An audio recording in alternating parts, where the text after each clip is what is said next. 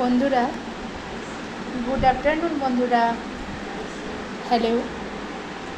আজকে যেহেতু খুব বৃষ্টি পড়ছে বন্ধুরা, তাই আজকে আমরা করেছি দুপুরের লাঞ্চে গরম গরম খিচুড়ি মুগের ডাল দিয়ে। এই দেখো বন্ধুরা, সঙ্গে আছে গন্ধরাজ লেবু, আছে পটল ভাজা, আছে বেগুনি, আর আছে পাঁপড় ভাজা।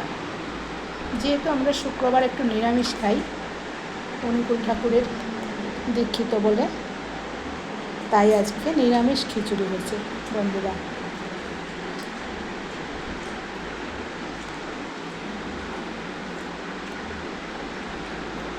তোমরাও খাও, আমরাও খাওয়া শুরু করছি।